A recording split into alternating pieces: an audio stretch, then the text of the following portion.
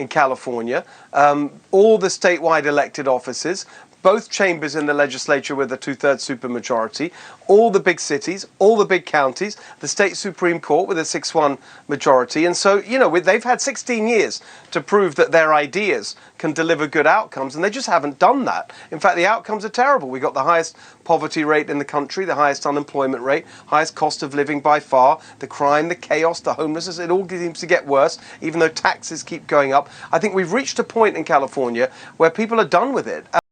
What is going on, everybody? Welcome back to the channel. So today we have got something really good for you. Steve Hilton, a conservative candidate running for governor of California, sits down with Chris Cuomo and just starts laying out the entire case for why 16 years of one-party rule has left the state in a mess. We are talking poverty, gas prices, energy policy, and Chris actually tries to push back on him. And let me just say, it does not go the way you would expect. You are definitely going to want to stay for the full video on this one because the best moment hits when you least expect it. Also, drop a comment and let me know what part of the world you are tuning in from. I always love seeing how far this community reaches. All right, let us get right into it. Let's talk to Mr. Hilton right now. Thank you for taking the opportunity. Of course, great to be with you, Chris. Thank you.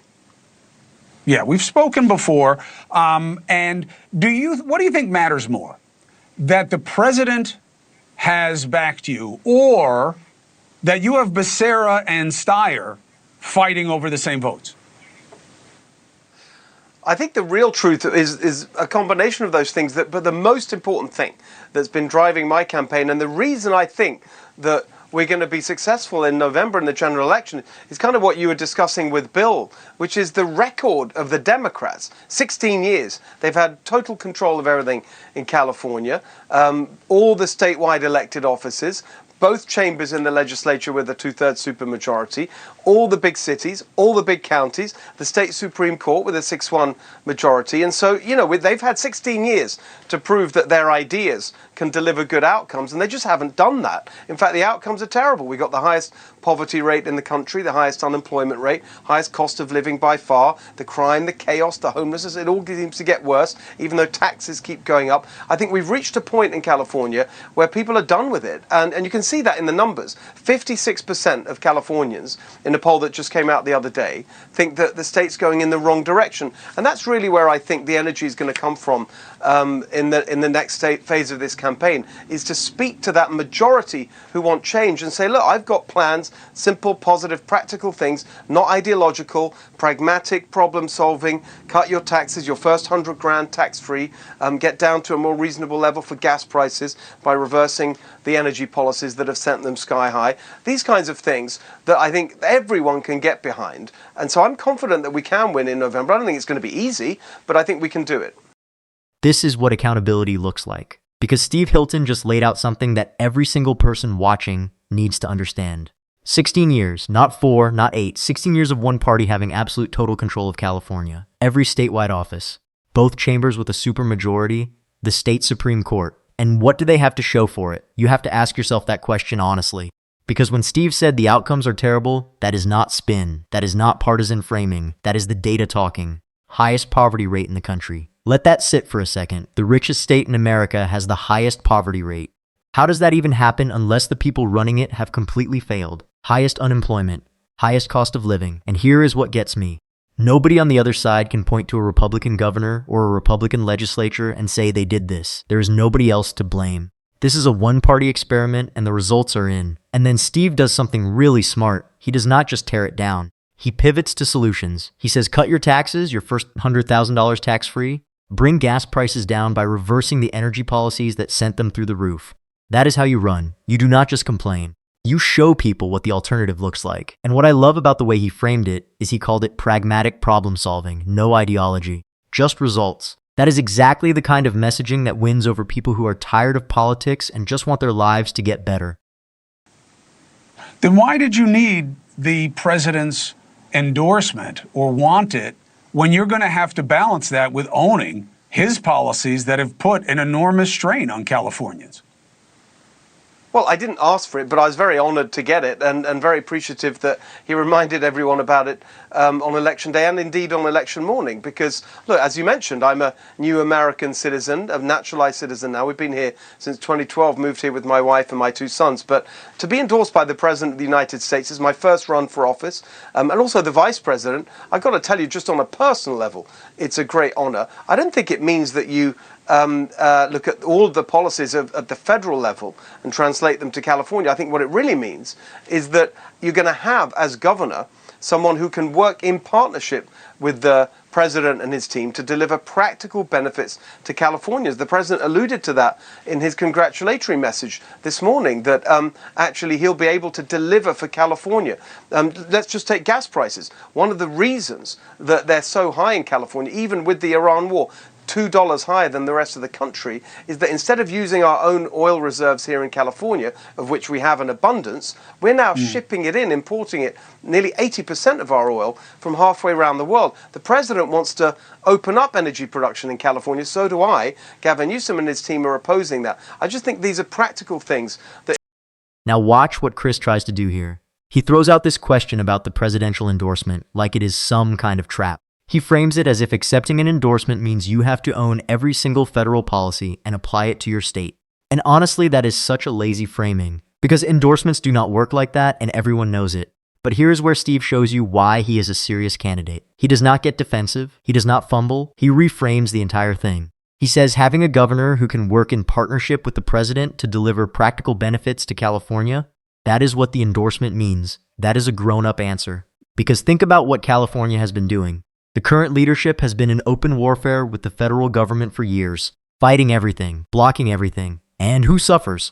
Regular Californians. So when Steve says partnership instead of resistance, that is not weakness, that is strategy. And then he moves into something that I think is one of the most underreported facts in American energy policy. California is sitting on enormous oil reserves. They have the resources, but instead of using them, they are importing nearly 80% of their oil from halfway around the world. Think about how insane that is. You are paying $2 more per gallon than the rest of the country because your state government refuses to use what is literally underneath your feet. And Steve makes it crystal clear he wants to open up production. The president wants to open up production. But Gavin Newsom and his team are actively opposing it. So the next time someone in California complains about gas prices, they need to understand is standing in the way. In the course of the campaign, right, but just so people know, because this is something, you're going to have to explain it, but you're going to have to be careful on that one, because you're picking the right, a correct problem, but you've got to keep the context right. The government allows our oil companies to export because they say, well, we don't want to mess with private industry, which, as we both know, is nonsense. We do all kinds of preference structures for corporate citizens. Your gas taxes make your tax rates higher in California. True. But it's not about more drilling. It's not about the capacity. It's about the ability of the companies to sell them where they get the biggest price instead of serving the interests of Californians, in your case. That's something you would have to change. It's not quite that in California. There's no... California's an island when it comes to crude oil. So we're not actually selling internationally. We're buying internationally. We have pretty much all the... We used to produce most of what we use in-state. Now we import nearly 80%. That adds to the cost. You have to change it. And if you look at the $2... Exactly, and I can change it through regulatory changes. The governor, for example, appoints the leadership of CalGEM. That's the agency that manages that, the Geologic and Energy Management. And so we can open up production. It's not the only thing we can do to bring down prices, but actually, if you look at the $2 extra that California... Yeah, if you look at the $2 extra that Californians pay, about just over 60 cents is the tax. The rest of it are regulations that the governor can also change. So look, it's just one example among many, but we need to make these positive changes. Now this is where things get really interesting, because Chris actually pushes back and tries to challenge Steve on the energy argument.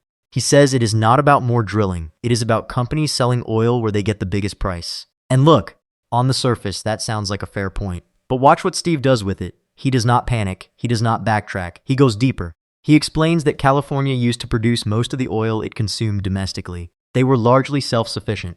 And now they import 80%. That is not a private industry problem. That is a policy problem. The state made regulatory choices that killed domestic production and forced dependence on foreign imports. And then Steve drops the most important detail of the entire interview. He explains that the governor appoints the leadership of the state energy management agency. That means the governor has direct control over the regulatory framework that determines how much oil gets produced and at what cost. This is not some abstract federal issue that a governor cannot touch. This is literally within the power of whoever sits in that office. And here's what most people do not know about how gas pricing actually works at the state level. Steve breaks it down. Californians pay roughly $2 more per gallon than the national average. About 60 cents of that is straight taxes. The rest comes from state regulations, all of which a governor can change. So when people say gas prices are just the market or just global forces, that is only part of the story. A huge chunk of what Californians pay is directly created by their own state government. And Steve made that case so cleanly that Chris really had no comeback. He just moved on. That is how you win an interview. You do not shout. You do not get emotional. You come prepared with the facts and you lay them out so clearly that the challenge answers itself. This is the kind of candidate that California desperately needs right now. So what do you guys think of this? Leave your thoughts down in the comments. Please like and subscribe, and I will see you in the next video.